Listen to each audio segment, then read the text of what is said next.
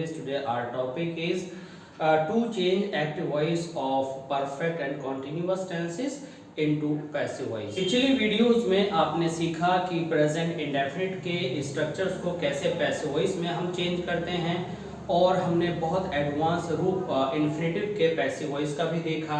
आज एक बार फिर स्टूडेंट्स की डिमांड पर स्टूडेंट्स का कहना है कि सर हम इजी लैंग्वेज में धीमे धीमे समझना चाहते हैं कि एक्टिव से पैसिव में कैसे चेंज किया जाता है। वे स्टूडेंट्स जो सीधे सीधे हिंदी मीडियम से हैं, इंग्लिश को उनको थोड़ा समझना डिफ़िकल्ट होता है। ख़ासतौर से आज की वीडियो उन्हीं स्टूडेंट्स के लिए है, या उनके लिए भी आप कह सकते हैं कि जो बिल्कुल बेसिक फॉर्म से सीखना चाहते हैं और आज ही कई सारे टेंसेस के एक्टिव वॉइस पैसिव वॉइस में बदलना सीख जाएं। हम बहुत ही इजीली धीमे धीमे आपको स्ट्रक्चर वाइज समझाने की कोशिश करेंगे और एडवांस फॉर्म इस वॉइस की सीरीज में हमारे डिस्क्रिप्शन बॉक्स में जा कर के आप वहां से वीडियो देख सकते हैं और इन्फिनेटिव से भी आगे ये सीरीज जारी रहेगी। आइए शुरू करते हैं परफेक्ट और कॉन्टिन्यूअस बेस एक्टिव वॉइस को पैसिव वॉइस में बदलना। तो सबसे पहले हम कॉन्टिन्यूअस को लेते हैं। देखिए कॉन्टिन्यूअस के अंदर हम दो टेंसेस को लेते हैं, प्रेजेंट को और पास्ट को। फ्यूचर कॉन्टिन्यूअस का जो पैसिव वॉइस होता है वह नहीं बनाया जाता है। तो सबसे पहले एक्टिव वॉइस के स्ट्रक्चर को जो एक्टिव वॉइस में आता है बिल्कुल सीधे से जानते हैं।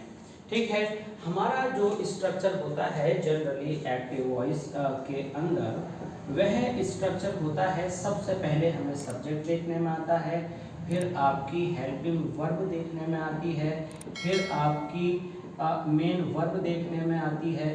ठीक है, उसके बाद आपका आता है ऑब्जेक्ट। ऑब्जेक्ट आपका दो तरह से यूज हो सकता है, एक नाउन के तौर पर, ठीक है, और एक हो सकता है आपके प्रोनाउन के तौर पर। प्रोनाउन के तौर पर कौन से होते हैं, जैसे कि मी हुआ, अस हुआ, हिम हुआ, देम हुआ, ठीक है। और नाउन के तौर पर सीधे सीधे कोई नाम हो सकता है, थिंग हो सकती है, एनिमल हो सकता है, आपको इस तरह से मिलता है। लेकिन जब आप पैसिव वॉइस बनाते हैं तो पैसिव वॉइस बनाने में एक खास बात आपको याद रखनी होती है कि सबसे पहले आपको सब्जेक्ट आइडेंटिफाई करना होता है। वीडियो के जो ये पहला वीडियो लेक्चर है वॉइस से रिलेटेड, उसमें आपको सब्जेक्ट और ऑब्जेक्ट्स को आइडेंटिफाई करना हम सिखा चुके हैं। देखिए इसको हिंदी में कर्ता कहते हैं, क्योंकि स्टूडेंट्स का कहना है कि सर थोड़ा हिंदी को मिक्स करके आप थोड़ा बताएं, इंग्लिश में समझ नहीं पाते हैं, और इसको हम कर्म कहते हैं।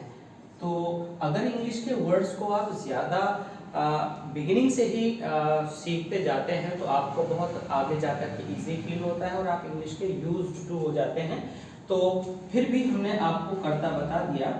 आप क्या करते हैं, ऑब्जेक्ट को सब्जेक्ट की जगह पर लाते हैं, यानी यहाँ पर आप ऑब्जेक्ट लेकर के आएंगे। और जब आप हेल्पिंग वर्ब की बात करेंगे तो पैसिव वॉइस में आप यहाँ पर हेल्पिंग वर्ब तो लेकर के आएंगे, लेकिन हेल्पिंग वर्ब के बाद आप क्या करेंगे, चूंकि कॉन्टिन्यूअस में है तो कॉन्टिन्यूअस में जो वर्ब की आईएनजी की फॉर्म है उसको आप यहाँ पर बीइंग कर देंगे, और बीइंग यहाँ पर ब्रेक करने के बाद आप क्या करेंगे, आप जो है वर्ब की थर्ड फॉर्म कर देंगे। ये केवल कॉन्टिन्यूअस के सेंटेंस के लिए यूज होती है, ये केवल पैसिव वॉइस के अंदर आती है। स्ट्रक्चर देखेंगे, सबसे पहले आपका काम है कि वर्ब के बाद दिया गया पहला नाउन या प्रोनाउन आपका ऑब्जेक्ट होता है, तो आप उस ऑब्जेक्ट को पहले ले आएंगे कहाँ पर, सब्जेक्ट की जगह पर। इसके बाद हेल्पिंग वर्ब आपकी हेल्पिंग वर्ब की जगह पर ही रहेगी।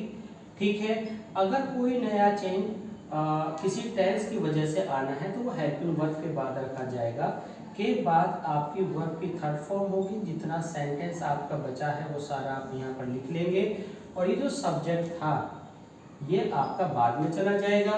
लेकिन याद रखने की बात यह है कि ये ऑब्जेक्ट सब्जेक्ट के रूप में होगा। मतलब अगर आपका यहाँ पर मी लिखा था तो यहाँ पर आप आई लिख लेंगे, ठीक है। इसके बाद आप हेल्पिंग वर्ब अपनी जगह आपने उतार ही ली है, ये हमने यहाँ पर लिख दिया है। अब एक सेंटेंस लेते हैं प्रेजेंट कॉन्टिन्यूअस का। तो प्रेजेंट कॉन्टिन्यूअस का हमारे पास जो सेंटेंस है वह ये है, I am teaching you eight this time. तो ये हमारा सेंटेंस हुआ। इसके अंदर अब हम क्या करेंगे, इसके अंदर हम सबसे पहले यहाँ पर देखेंगे कि हमारा सब्जेक्ट क्या है और यहाँ पर हमारा ऑब्जेक्ट क्या है, ठीक है। प्रेजेंट कॉन्टिन्यूअस में हमें क्या पहचान होती है वर्ब की?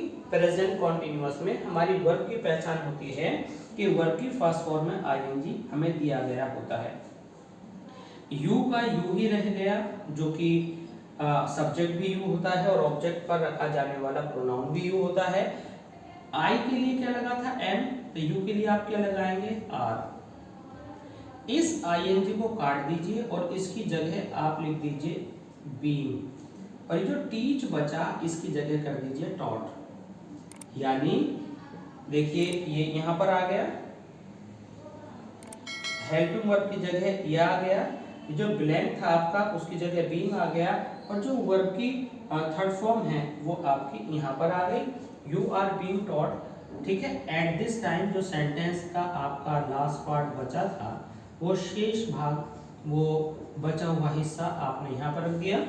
और बाय आय का बाय मी करते हैं, तो आय का मी करते हैं, ही का हिम करते हैं, दे का देम करते हैं बाय के बाद। ये आप जो है प्रोनाउन वाले पैसिव वॉइस के वीडियो में आप अच्छे से समझ लेंगे, जिसको हम डिस्क्रिप्शन बॉक्स में लिंक के रूप में आपको दे देंगे। तो आई थिंक ये स्ट्रक्चर अफर्मेटिव का आपको अच्छे से समझ में आ गया होगा। इसके बाद अब हम एग्जाम्पल देखेंगे नेगेटिव सेंटेंस का। प्रेजेंट कॉन्टिन्यूअस और पास्ट कॉन्टिन्यूअस को साथ लेकर के चलेंगे और कुछ एग्जाम्पल्स हमने यहाँ पर लिए हैं।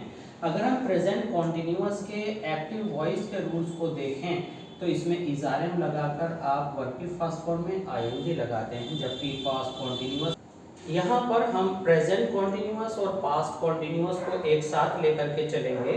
प्रेजेंट कॉन्टिन्यूअस में जो हमारा एक्टिव वॉइस होता है उसमें हमारी helping verb is, are, am और वर्ब की फर्स्ट फॉर्म में आईएनजी होती है, जबकि पास्ट कॉन्टिन्यूअस में वाज वर्ब के साथ वर्ब की फर्स्ट फॉर्म में हम आईएनजी लगाते हैं।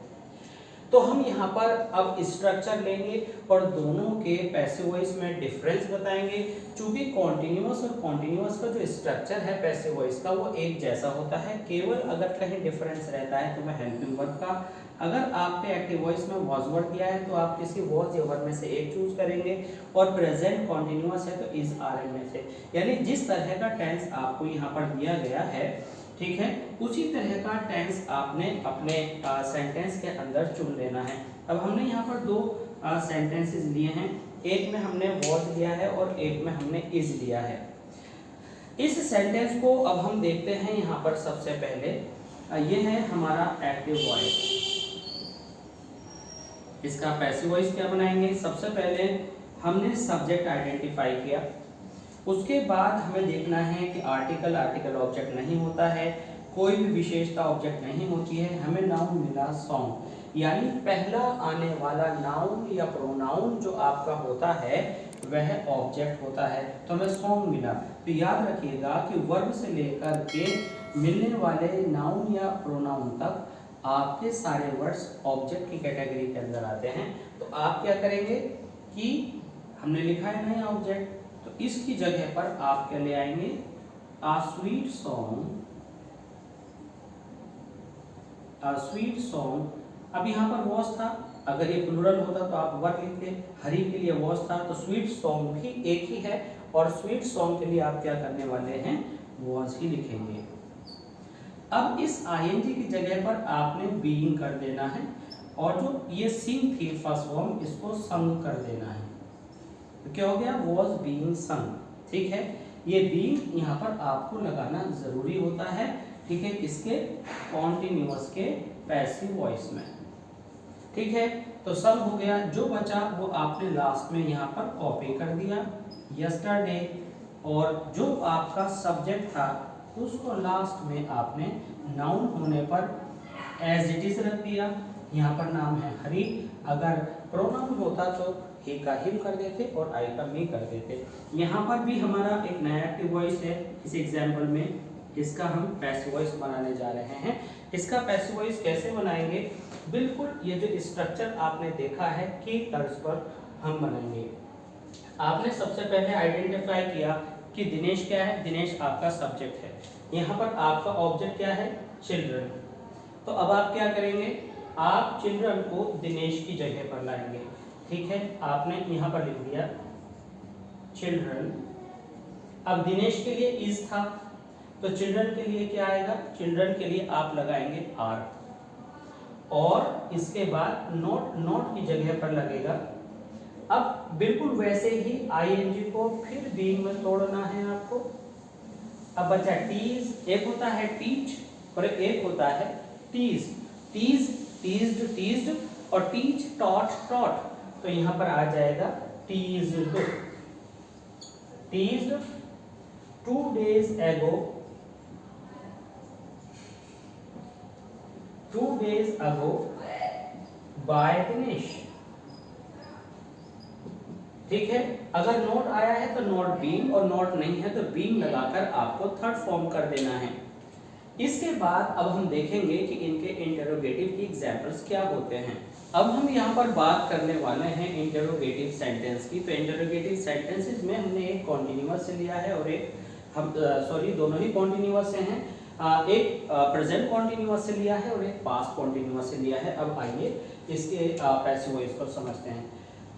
जब हम एक्टिव वॉइस से पैसिव वॉइस बनाते हैं तो जनरली हमारे माइंड में यह बात रहती है कि सब्जेक्ट पहले नंबर पर होता है और ऑब्जेक्ट को पहले नंबर पर लाया जाता है। नहीं, जिस जगह पर जितने नंबर पर बिगिनिंग से आपका सब्जेक्ट होता है, ठीक सब्जेक्ट की जगह पर आप ऑब्जेक्ट लेकर के आते हैं।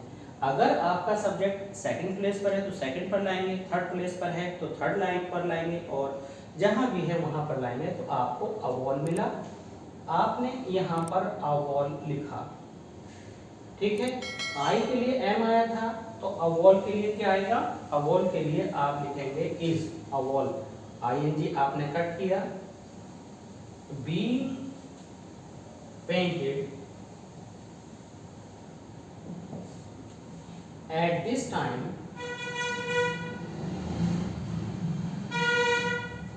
बाय मी, क्वेश्चन मार्क, यहाँ भी क्वेश्चन मार्क आपका आना चाहिए। तो हमने देखा कि जिस जगह पर सब्जेक्ट होता है उसी जगह पर ऑब्जेक्ट होता है। अगर मान लीजिए यहाँ पर आपका कोई भी क्वेश्चन होता, question word why, where, when, how, तो आप क्वेश्चन वर्ड को यहाँ ही रख देते बिगिनिंग में। वही सेम क्वेश्चन वर्ड आपका पैसिव वॉइस में लिया था। तो अब आप देख रहे हैं कि क्वेश्चन वर्ड की जगह पर क्वेश्चन वर्ड है, हेल्पिंग वर्ब की जगह हेल्पिंग वर्ब है, और ये जो हमने मार्क बनाया है वाइब्रेशन वाला ज़िगज़ैग में लिया है इस लाइन को, तो ये केवल वेरिएबल सब्जेक्ट और ऑब्जेक्ट होता है, बाकी सब अपनी अपनी जगह पर है। पेंटिंग तो 2 पार्ट्स में टूट गया, बीइंग में और थर्ड फॉर्म में। और सारा सेंटेंस कॉपी करने के बाद आपने क्या किया, आपने आगे तक पहुंचा दिया, और जो सब्जेक्ट था उसको बाई पर आपने लास्ट में लिख दिया। अब यही सेंटेंस कहाँ पर है, आपका पास्ट में है। तो सबसे पहले आपने सब्जेक्ट आइडेंटिफाई किया। अब स्टूडेंट्स क्या करते हैं, जब ऑब्जेक्ट की बात आती है तो उनको जो है ये गार्डन ऑब्जेक्ट की तरह दिखने लगता है, लेकिन इस प्रेपोजिशन से पहले फ्लावर्स ऑलरेडी आ चुका है। और हमने क्या बताया था, हमने बताया था कि वर्ब के बाद आने वाला पहला नाउन या प्रोनाउन आपका क्या होता है, ऑब्जेक्ट होता है। तो ये ऑब्जेक्ट क्या करेंगे आप लेकर के आ जाएंगे दे की जगह पर, तो क्या हो गया, फ्लावर्स। अब ये वर्ब की कैटेगरी में है तो आपके पास चॉइस है, या तो वॉज लाइन या वर लाइन। तो फ्लावर्स के लिए भी बाय चांस यहाँ पर वर ही आएगा, और अगर ये जो है आपका सिंगुलर होता, वर्ड फ्लावर होता, तो फिर आप वॉज लिखते। इसके साथ आप क्या करेंगे कि फ्लावर्स के बाद फिर आपने आईएनजी तोड़ना है, बीइंग, ठीक है, और बीइंग के बाद प्लग की थर्ड फॉर्म कर देनी है, plug from the garden by, ये जो आपका सब्जेक्ट था ये पीछे चला जाएगा और देखा क्या हो जाएगा, देन। ठीक है। अब क्वेश्चन में जो सेंटेंसेस हमारे होते हैं कॉम्प्लिकेटेड स्ट्रक्चर्स हो सकते हैं इंटरोगेटिव के, इसके लिए आप हमारी पैसिव वॉइस वाली उस वीडियो लेक्चर को देखिएगा जिसमें हमने वेरियस टाइप के क्वेश्चंस को मिक्स्ड टेंसेस के अंदर यूज किया है। वो हम आपको डिस्क्रिप्शन के अंदर डाल देंगे लिंक, वहां से आप उससे समझ सकते हैं। अब हम प्रैक्टिस करेंगे perfect, present perfect, past perfect और फ्यूचर परफेक्ट टेंसेस के पैसिव वॉइस पर। हमारे पास जो है perfect, present perfect, past perfect और फ्यूचर परफेक्ट से रिलेटेड स्ट्रक्चर्स हैं। बिल्कुल सारा रूल दूसरे पैसिव वॉइस जैसा ही है, थोड़ा सा डिफरेंस यहाँ पर आप देखने वाले हैं कि जब आप ये तो सारे रहे आपके एक्टिव वॉइस, जब आपका पैसिव वॉइस बनाना होता है तो आप क्या करते हैं, आप सबसे पहले ऑब्जेक्ट को लाते हैं, ठीक है। उसके बाद पैसिव वॉइस की जो हेल्पिंग वर्ब है, पैसिव वॉइस की हेल्पिंग वर्ब हमने क्यों लिखा है, क्योंकि कभी कभी हैज का हैव कर देना पड़ता है लाए गए ऑब्जेक्ट के अकॉर्डिंग। उसके बाद इनमें से कोई भी एक आ रहा होगा, चाहे हैज आ रहा हो, चाहे हैव आ रहा हो, चाहे हैड आ रहा हो, या विल हैव आ रहा हो, या शैल हैव आ रहा हो। कुल मिलाकर के ये जो है आपकी हैव फैमिली आपकी दिखाई देनी चाहिए। अगर आपको हैव फैमिली नजर आती है तो आपको एक्स्ट्रा इसके अंदर क्या लगाना होता है, इसके अंदर आपको एक्स्ट्रा बीन लगाना होता है और फिर वर्ब की थर्ड फॉर्म तो सभी के अंदर आती है। यहाँ पर हम एग्जाम्पल लेंगे, she has given me a book. तो यहाँ पर हमने देखा कि हैज है, यहाँ हैज हो सकता है, हैव हो सकता है, हैड हो सकता है, टेंस के according will have, shall have हो सकता है। ओके, अगर हैज की कैटेगरी है तो आपके पास दो चॉइस होगी कि आप हैज में लाएं, हेल्पिंग वर्ब या हैव में लाएं। हैड में हैड ही रहता है, चाहे सिंगुलर हो चाहे प्लूरल हो। और विल हैव, शैल हैव में आप जानते हैं आई और वी के साथ शैल और बाकी सभी प्रोनाउंस और नाउन के साथ आप विल रखते हैं। हैव सभी के साथ रहता है, उसको विल के बाद हैव में ही रखते हैं, हैड नहीं करते। तो यहाँ पर अब आपका ऑब्जेक्ट आई है, ठीक है, आपकी जगह पर लाएंगे, आप लेकर के आएंगे यहाँ पर शी की जगह पर। तो शी के लिए हैज था तो आई के लिए प्रेजेंट में क्या आएगा, हैव। गिवन थर्ड फॉर्म है तो बीन आपको एडिशनल लगाना है, ये आपकी जो है यहाँ पर ये मेन पॉइंट है। और इसके बाद आप गिवन लगाएंगे, ठीक है। जब आपके पास दो ऑब्जेक्ट्स होते हैं और आप ऑब्जेक्ट को पहले ले आते हैं तो यहाँ पर क्या आया, यहाँ पर आप मी का आई कर लाए, उसके बाद आपने आ बुक लिखा और बाय हर बाद में कर दिया। अब यहाँ पर हमें ये देखना है कि अगर यहाँ पर हैड होता तो आप हैड रखते, और अगर शी के लिए यहाँ विल हैव होता, शी क्योंकि फर्स्ट पर्सन नहीं है, शी के साथ विल हैव होता तो आई के साथ क्या कर देते आप, शैल हैव कर देते, ठीक है। लेकिन स्ट्रक्चर बीन के साथ ही आप आगे बढ़ाते, केवल हेल्पिंग वर्ब को लेकर आपको चेंज करना होता है। इसके बाद हम देखेंगे नेगेटिव बेस्ड सेंटेंस का एग्जाम्पल जो कि परफेक्ट टेंस से होगा। यहाँ पर हमारे पास एग्जाम्पल्स हैं इंटरोगेटिव सेंटेंसेस बेस्ड, और हमने यहाँ पर फ्यूचर परफेक्ट लिया है और यहाँ पर पास्ट परफेक्ट लिया है। अगर हम यहाँ पर थोड़ी देर के लिए ये मान लें, अगर हम हैव कर देते हैं तो बस हेल्पिंग वर्ब में चेंज आएगा, हेड सिंगुलर हो या प्लूरल ऐसे ही रहेगा। हेड यहाँ पर दे के अकॉर्डिंग रखा है, लेकिन जब आपका ऑब्जेक्ट यहाँ पर आएगा द रूट्स अपने आप में प्लूरल है तो उसके लिए भी हेड ही रहेगा। और अगर ये एक्टिव होता किसका, प्रेजेंट परफेक्ट को लेकर तो ये प्लूरल था तो ये भी हैव ही रहता, लेकिन अगर ये रूट होता तो ये हैज हो जाता। इसमें क्या करने वाले हैं हम कि सबसे पहले हमने इस सेंटेंस में सब्जेक्ट को पहचाना, उसके बाद हमने ऑब्जेक्ट को पहचाना। ऑब्जेक्ट को हम कहाँ पर ले आए, ऑब्जेक्ट को हम यहाँ पर लेकर के आए हैं सब्जेक्ट की जगह पर, जो कि है मीनिंग्स।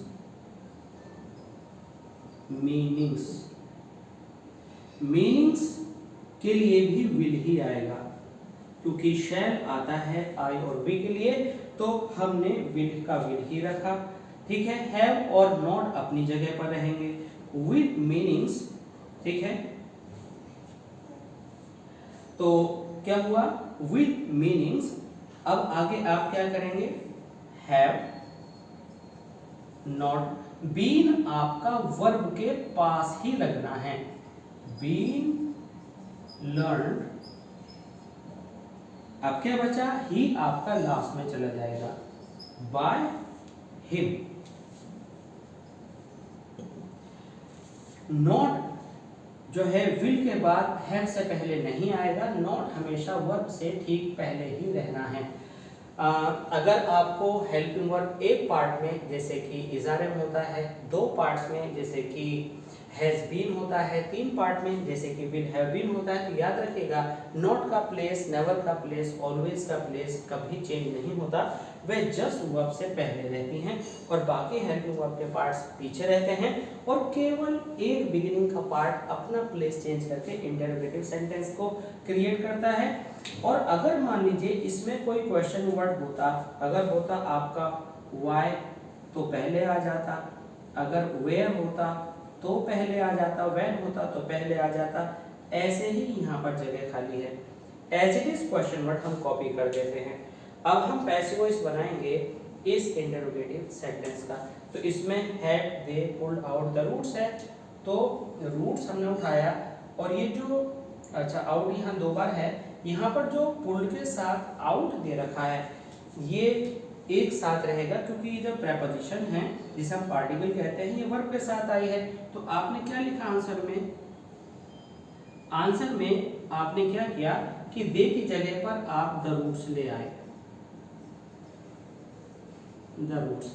हेड आपका पहले आ गया क्योंकि हेड क्वेश्चन में था, ठीक है। यहाँ पर अगर आपको नोट देता तो आप नोट बीन लगाते, अगर देता तो नहीं दिया तो केवल बीन लगाएंगे, नोट छोड़ देंगे। हैड द रूट्स, ठीक है, बीन पुल्ड आउट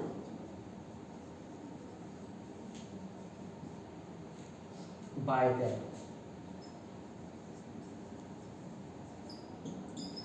इसी तरह से जैसे हमने यहाँ पर किया था कि भाई अगर क्वेश्चन है तो क्वेश्चन वर्ड जो भी हो वो आपका यहाँ पर आ जाएगा और ये क्वेश्चन वर्ड्स वो होंगे जो प्रोनाउन नहीं होते, क्योंकि यहाँ पर आपका सब्जेक्ट और ऑब्जेक्ट दोनों दिए हुए हैं।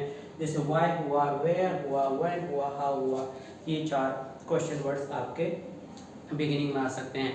अभी जो हु है, विच है, इनको कैसे यूज कर सकते हैं वो यहाँ बिगिनिंग में कभी नहीं आएंगे। इस तरह के स्ट्रक्चर्स को समझने के लिए आपको हमारे interrogative of passive voice of interrogative sentences वाले लेक्चर को देखना होगा, जिसके बारे में हम पहले ही बता चुके हैं कि उसका लिंक हमने डिस्क्रिप्शन बॉक्स में दे देना है। तो आई होप कि ये पार्ट 6 पैसिव वॉइस का आपको बहुत अच्छे से समझ में आया होगा। अगर आप परफेक्ट को एक पर्टिकुलर अलग वीडियो में सभी एग्जाम्पल्स के साथ समझना चाहते हैं और अगर आप अभी इसको अच्छे से समझने में कहीं कमी है या आप सब मोर एग्जाम्पल चाहते हैं तो हमें कमेंट सेक्शन में ज़रूर लिखिएगा। और इसी सीरीज में एडवांस पैसिव वॉइस को लेकर के हम पार्ट 7 पार्ट 8 में आपसे फिर मिलने वाले हैं और जो भी आपकी क्वेरीज हैं वो कमेंट सेक्शन में आप सॉल्व कराते रहिए और जुड़े रहिए हमारे साथ और सब्सक्राइब कीजिए, लाइक कीजिए, शेयर कीजिए हमारे चैनल को। Thanks for being with us, thanks a lot.